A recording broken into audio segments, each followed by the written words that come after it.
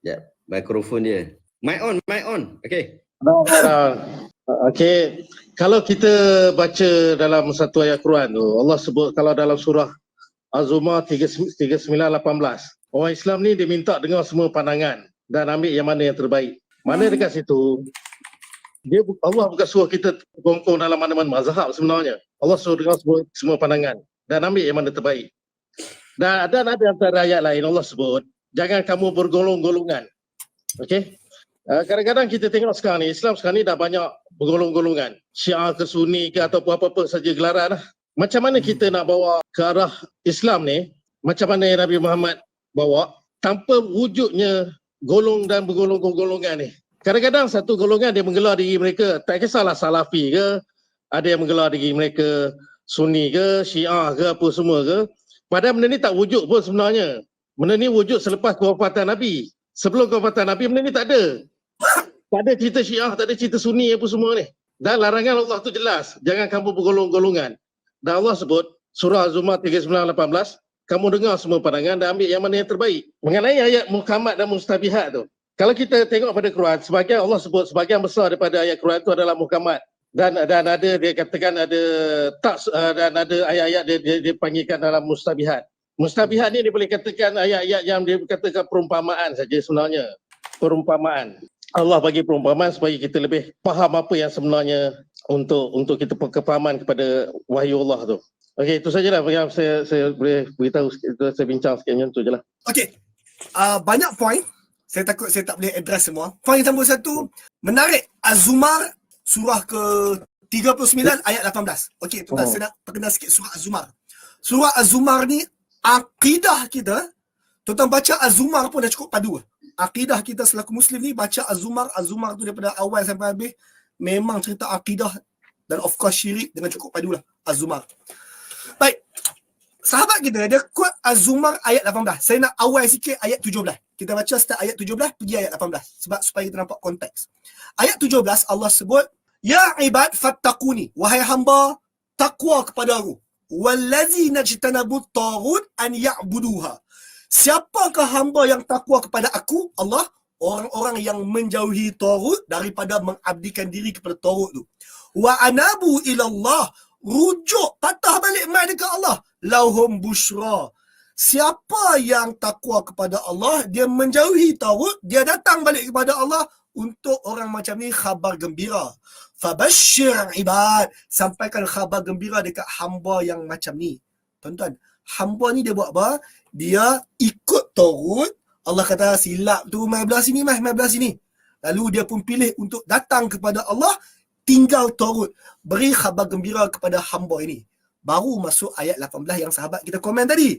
Soalan, macam mana satu orang boleh tinggal taghut datang kepada Allah? Ayat 18, allazina yastami'una al-qaul fayattabi'una ahsanahu.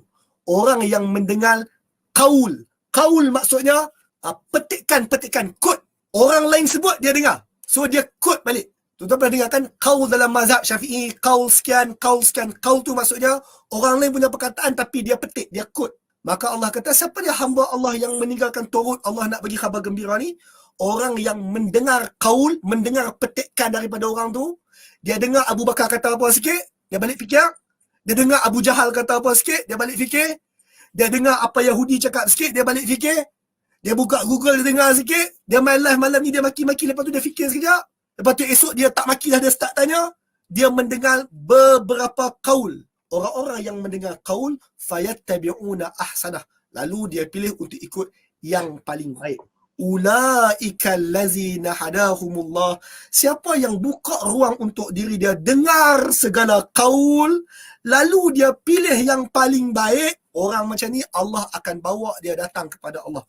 Ulaika hum ulul albab. Yang ni orang ada akal. Ini orang yang otak dia berfungsi dengan baik. So sahabat kita kata tadi, patutnya kita buka ruang untuk dengar, dan statement itu sangat betul. Saya boleh kenal Salafi sebab saya membuka ruang untuk mendengar. Saya pernah jadi Salafi yang duk bid'ah sampailah tarik handbrake sikit. Sebab kita mendengar. Baca buku banyak sikit baru tahu, oh Salafi ni ada orang claim pun ada juga. Dia tak Salafi terang mana, dia claim lebih je.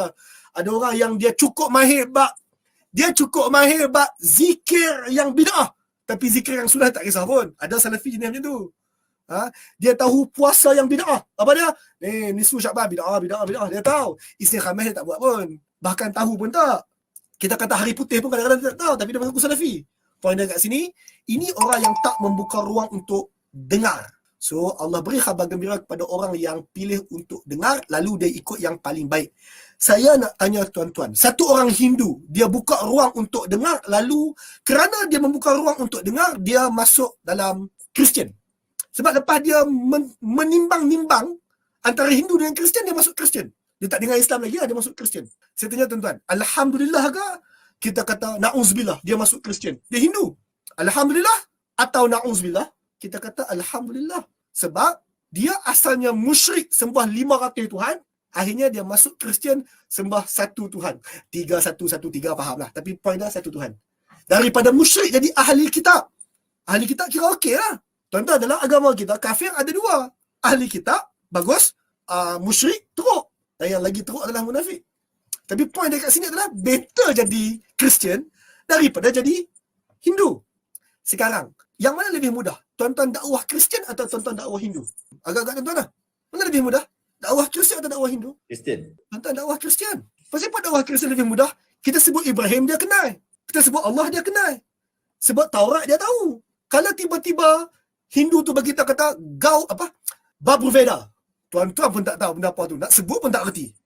Tuan-tuan sukar untuk dakwah Hindu berbanding nak dakwah Kristian. Inilah yang nama dia, orang yang buka ruang untuk mendengar, lalu dia ikut yang paling baik. So orang ni dia Hindu, dia buka peluang untuk mendengar, dia pun masuk Kristian sebab dia ikut yang paling baik.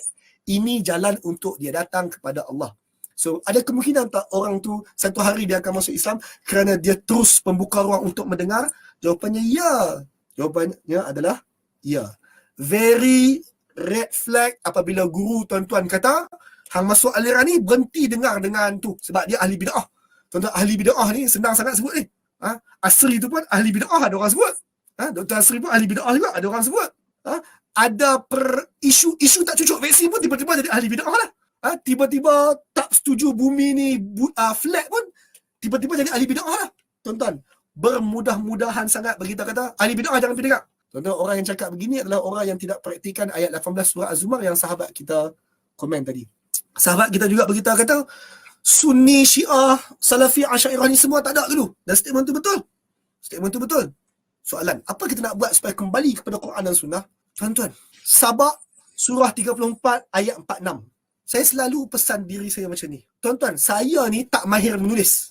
Saya tak mahir menulis. Tapi saya rasalah tengok-tengok cermin tu perasan kata saya ni pandai cakap. Saya rasa saya pandai cakap. So tuan-tuan, apa saja pergaduhan, perbahasan, whatsoever lah di Facebook, whatsoever, saya tak suka reply. Sebab kadang-kadang bila kita reply ni, saya maksudkan lain, dia faham lain.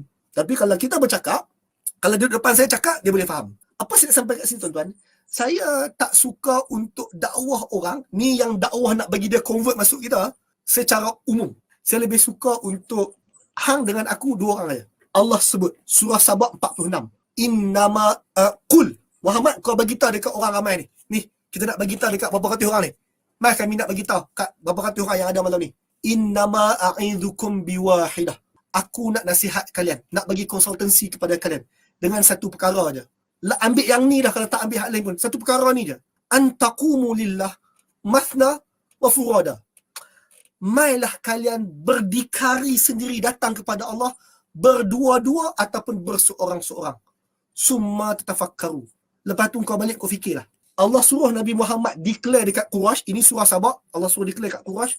Korang dengar dah aku dakwah secara terang-terangan. Ni, Syihabuddin, malam ni dia tengah dakwah secara terang-terangan. Saya pun malam ni sedang dakwah secara terang-terangan. Ada orang nak puji tapi takut ada orang baca. Ada orang nak tanya tapi takut sekali ada kawan dia kata, hang tanya tu macam minat takut nak komen. Maka Nabi Muhammad bagi dekat Quraisy yang ramai-ramai tu, innama a'izukum biwahidah. Aku nak pesan ke hampa satu benda aja. Kalau benda lain tak boleh terima satu ni je. Antaqumu. Hendaklah kamu berdiri sendiri. Berdikari sikit. Lillah, demi Allah. Masna wa furada. Dua orang ataupun seorang. Maksudnya, mari kita one on one. Tak maki video, tak ada whatsoever pun tak ada. One on one je. Ataupun kalau hang rasa, oh tak boleh lah, Syihabuddin ustaz aku ni biasanya. Okey, bawa geng seorang. Tapi 2 orang cukup lah. Tuan-tuan, bila kita buat live, debate 2 orang. Boleh buat debate berapa kali dah. Semuanya tak berakhir dengan debate tu. Balik lagi dia pergi komen kat TikTok pula. Dia kata, sebenarnya, bla bla bla bla. Oh, dia silap faham, twist lah, apa bagai. Habis debate tu tak selesai. Pasal apa tak selesai? One of the reason tak selesai adalah dia tak datang seorang, dia tak datang berdua. Dia datang by group. Kalau dia kata, betul yang Salman kata tu, habis group dia. Ustaz ni ahli bid'ah lah. Dia tak berani sebut. Walaupun di hujung hati dia kata, betul juga yang Salman kata tu. Dia tak berani sebut. Sorry tu saya dah ingat kata Syihabuddin ni Salafi. Rupanya Asyairah. Orang pun red flag. Orang kata, jangan duk lafikan Syihabuddin. Ni ahli bid'ah ni. Geng-geng UND. Saya nak beritahu kat sini tuan-tuan. Bila orang secara terbuka umum ni, orang tak berani nak isytihar dia setuju dengan pihak belah sana. Sebab apa? Kalau saya bagi tahu kata, dalam bab Allah di mana ni saya setuju dengan Nordros, tiba-tiba ahli bid'ah. Orang akan sebut. So, ambil macam ni lah. Mai seorang-seorang ataupun mai berdua, berdikarilah sendiri. Dulu kau kenal Salafi pun sebab mai seorang-seorang kan. Tiba-tiba nak bincang Allah di mana tak berani lah. Sebab apa? Sebab tak mau bergaul dengan ahli bid'ah. Hak dulu boleh berani mai seorang-seorang tu. Mana keberanian tu? Awak masuk Salafi tiba-tiba berani hilang lah. Bahasa Kedah dia teruk sikit. Tapi tengok pergi mana? Hak dulu berani sangat. Pergi mana sejak masuk Salafi ni? Relax lah. Dengarlah sekejap. Kalau kita ni bermanhaj yang benar, jumpa ahli bid'ah pun kita steady lah, brother. Anak abang tu lah.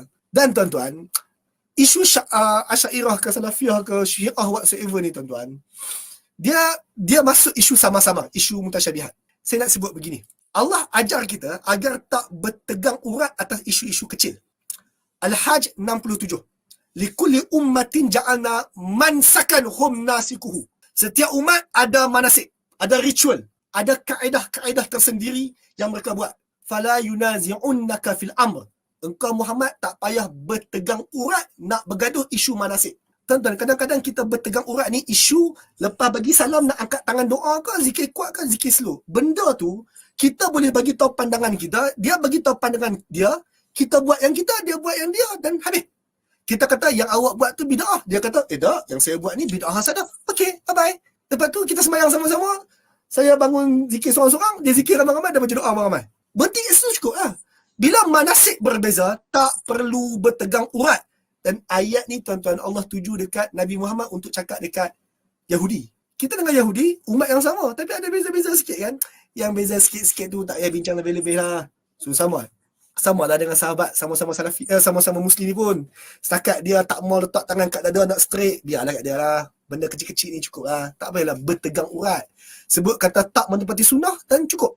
Bagi kita kata kunut subuh bid'ah dan cukup. Tak payah duk kata, apa ni hampa duk kunut subuh lagi ni? Kan aku cakap bid'ah. Stop it lah. Dia kata dia mazhab Syafi'i kan. Cukup lah. Wallahualam, cukup tu. Banyak sangat dah budak topik ni.